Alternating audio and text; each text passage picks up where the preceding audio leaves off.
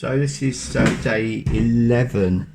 But you'll be seeing this on day 12 of the knit along. I just wanted to show you what yarn I've got left from the 200 gram We County Yarns pack. So that's all the yarn that I've got left, and I've got a plan for that. I'm going to be using it in my next project. Well, I've got two projects. As you know, I'm talking about the rabbit. I've been talking about the rabbit, and the other project that we've got coming up is I have already mentioned it. It's Charlie Brown. And Charlie Brown, this is my old Charlie Brown jumper that I started to make, and I think that it's probably 10 years old, maybe. I was talking a few days ago about having a moth hole and frogging back. I don't normally frog back, and that I'd frogged back the other side of the moth holes to continue with Charlie Brown. But yeah, I started doing it, and I called it Charlie Brown because of the zigzags that Charlie Brown from Peanuts, Snoopy, has on his jumper. So that's the Charlie Brown that I started. And then I was talking to Rachel at Crafty Monkeys, and she said, could you come up with something that would teach people to learn to knit Fair Isle? And I was racking my brains, and she said it's got to be simple. And I said to Rachel, well, it's not something that people are going to learn in a 3-hour lesson, but we can kick them off. And so I came up with the idea of doing Charlie Brown as a scarf. So this is a sample that I did to show Rachel of the Charlie Brown pattern that I will eventually turn into a scarf. And there's going to be a workshop, and I'll put a link below, but it will be live. It will be a Zoom workshop where people can come and knit Charlie Brown, or start to knit Charlie Brown, and learn the basics of Fair Isle. And the idea behind it is that I think the longest that you've got is 10 stitches, so it might be 12. So if you don't want to use the method that I use, which is that every stitch is bound in on the back,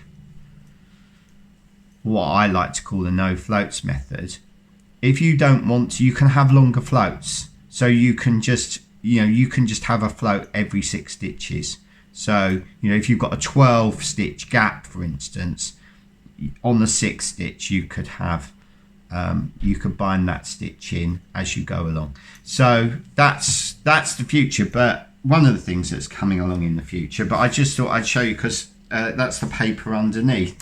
And last night, because I'd cast this off last night, my hands were twitchy and I had to start knitting something. So I've started knitting with the scraps from We County Yarns, and I'll add to that probably maybe from the We County Yarns cake box, and maybe from a stash. And so last night I cast on the scarf, and this is the final. That sample, I felt like it was too small. I don't knit socks, so knitting something on that small round is a struggle for me. I'm used to knitting, as you know, I'm used to knitting great big things. So that was my start last night, and this is the start of the pattern. So I've started to draw it in. Hopefully you can see that. Yes, you can. So I've started to draw the pattern in, and this pattern at the moment, I'm thinking that this pattern will be February's free pattern that we give to our patrons. So I don't know if everyone knows, but over on our Patreon, if you're not a patron already, it's only £2 a month, and for £2 you get a free pattern as a digital download every month. I mean, there's other benefits as well, like you get a reduction in the Etsy shop and stuff like that, and there are videos on there that are patron only videos, some of the older videos that that we've taken down, and eventually there will be different free patterns for different levels. So yes, the free pattern for Patreon is going to be, I think, going to be Charlie Brown this month, but we'll see. The rabbit's already on there, so if you want, for £2 you can go to our Patreon, and that's my next project, as you probably heard if you looked at the last video, if you watched the last video. So yes, the rabbit's free already on there for patrons, £2 a month. Okay, so what I'm going to do, and if you've seen me do this before, and I'm looking around me to see if there's anything, yes there is. So, you know, this is a few years old now, kids have used it a lot. So with the hemming back the steek, so I just put, and I don't know how visible those stitches are, because obviously when I knitted this, I knitted it for me, and or for one of the kids. So there's stitches going that way and stitches going that way, and so I'm just going to show you how I do it. So if you remember, all of the joins as I went along, all of the joins, oh, except for that one, but that one just needs trimming off, all the joins were along the steek cut line. So I've got a few loose bits, and I am just, those ends, I'm just going to tuck them inside. It's that easy. And so that's it. So there's absolutely no, I mean, obviously there's the occasional thing, but a lot of these might just need a trim. But there's very little for me to darn in. So, oh, my pencil's got all caught up in. That's my favourite, well, one of my favourite pencils. It's a Faber-Castell Grip Plus. I've gone off on a tangent. Stop. Right. So, all I'm going to do, I could tie it onto that piece there. I might do, and then I can darn them both in at the end. Let's see. Yeah, let's do that. It's easy, isn't it? So I'm trying to find the middle of the, so I'm just going to tie that on there for now. I'll just tuck them both in, and then I'm ready to go. Hang on, I'll just turn the music down a bit because he's talking in my ear. Just pop all those in there, turn the music down. Should really have music on while I'm filming. Okay, so here we go. So I've tucked those in there, and then I'm just gonna start just getting that edge nice. Now, yesterday I spoke about what a lovely edge that gives you, and doesn't it give a lovely edge? If you used a sewing machine, some people use a sewing machine or another method, it wouldn't give that lovely crisp edge.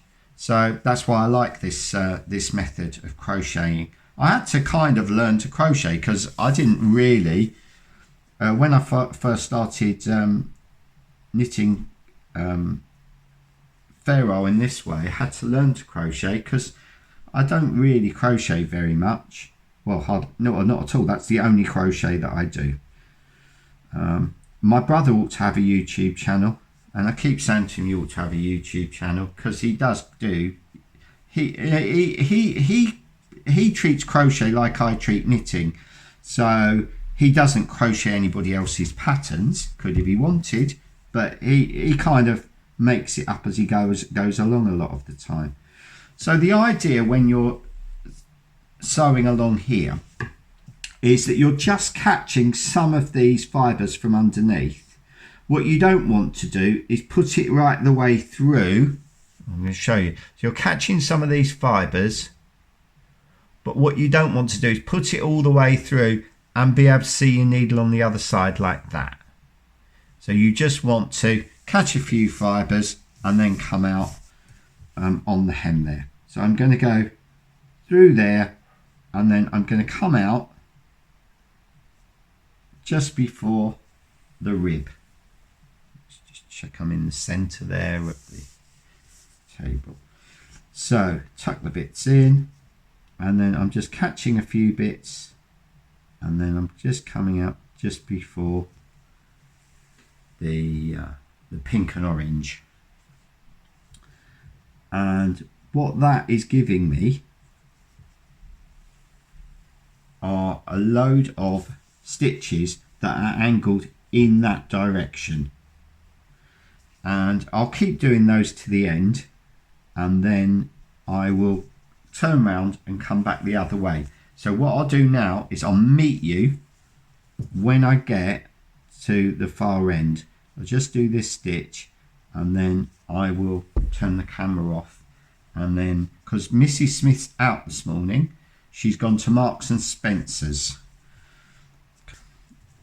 So I am, yeah, I'll meet you at the end.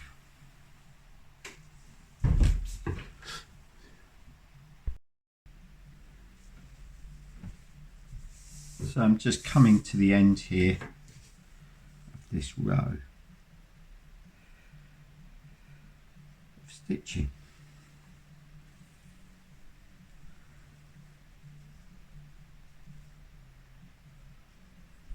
And it is a lovely thing, because burying all of those ends makes it really easy. And then what I'll probably do is just go get there, and then I'll just go along that edge a bit.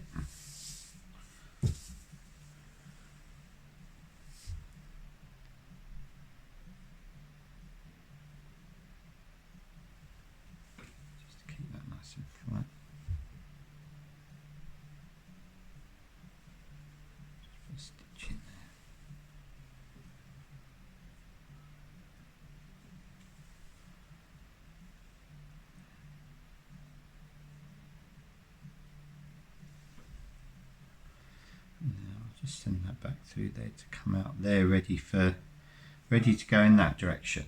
Okay,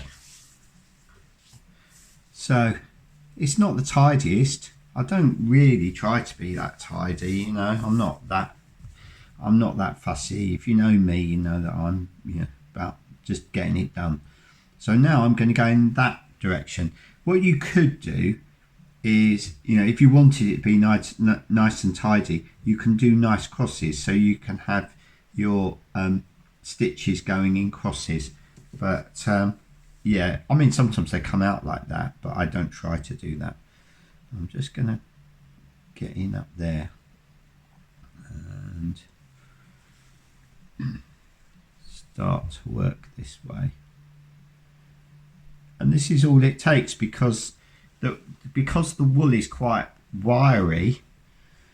The wool is sort of felt, and the wool will felt and naturally bind together.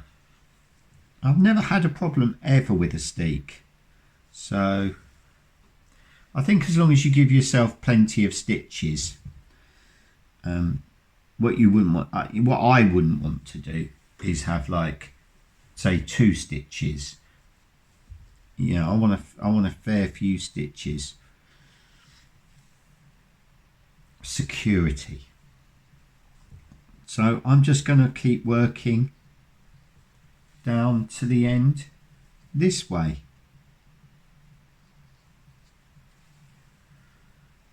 And I'll see you when I get to the end there. Well, I've lost that bit of film now. Just film me just finishing off there. But as you can see, that, I mean, they're quite loosely stitched. So you don't stitch them too tight. So they're quite loosely stitched. And now it's just when I block it, that will help with the fusion of the yarns. But yeah, that's it really. So I'm going to go and do this edge now and darn those few in, and then when Mrs. Smith gets in from the shops, we are going to film me. truly blocking it. I'm just going to give it a wash. This is oiling yarn, so it needs a wash, but I mean it's not that oily, to be honest. It's not too bad at all. So I'm just going to give it a wash, and then I'm just going to let it dry flat on this table. So later on this afternoon I'll get Mrs. Smith to film that. See you in a bit. Okay, so Can you look up and just speak to the camera for a minute? Right, start from now. Okay, so I've done the hems back. They're all done. Do you want a close up on a hem? I don't know. It's not a lot to see there, really, is there? But there you go.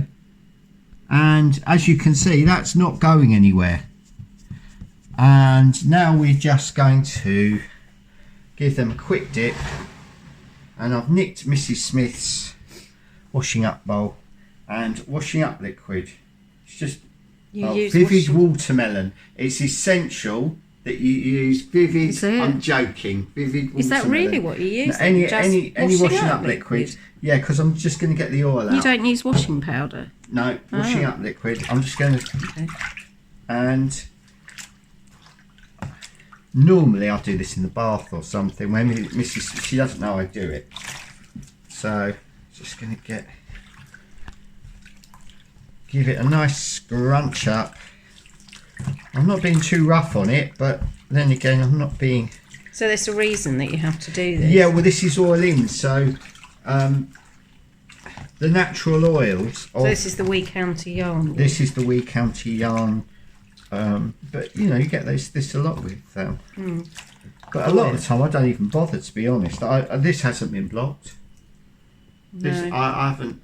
In actual fact, I ought to, because there's a bit of curl on that edge there, which annoys me. But I still, you know, it's not been washed actually. So it's not like I wear it all the time, is it?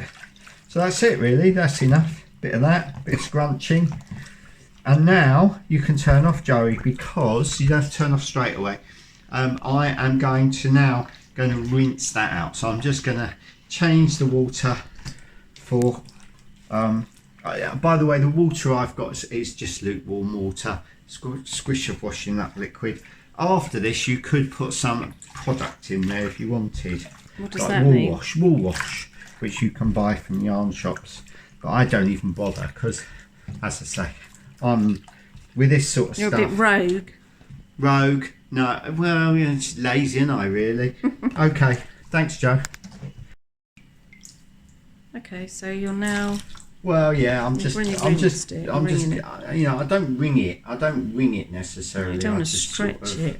I don't stretch it too much. Yeah, just get as much as I can.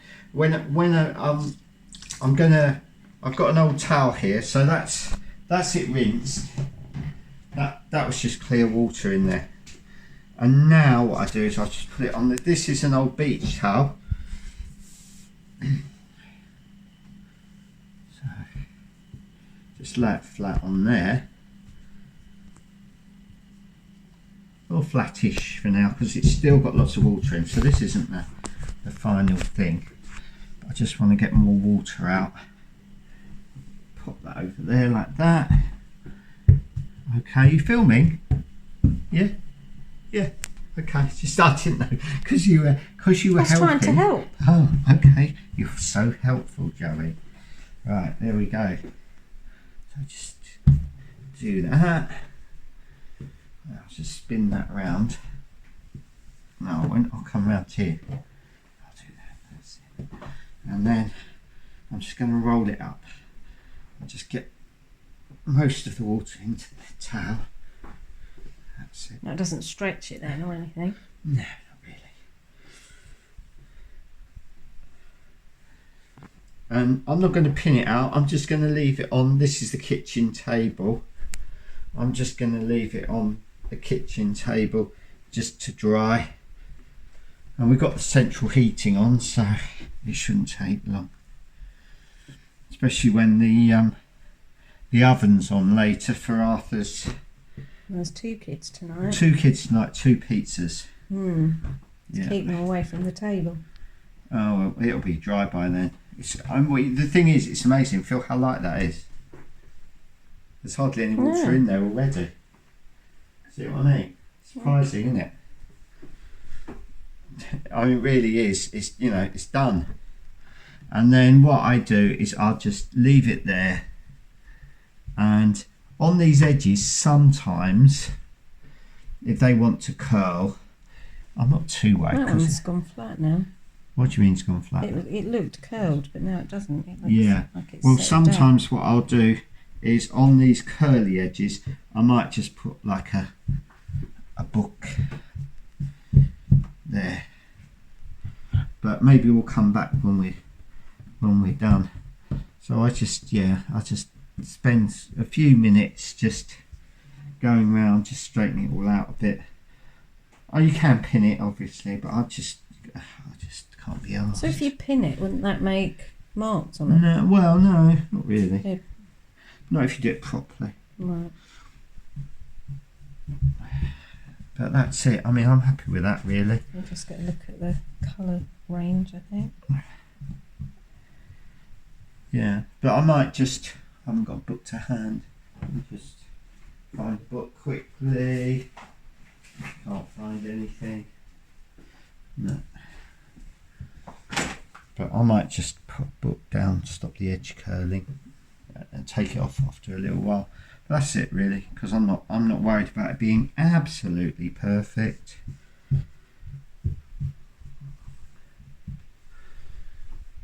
There we go. So that's it for today.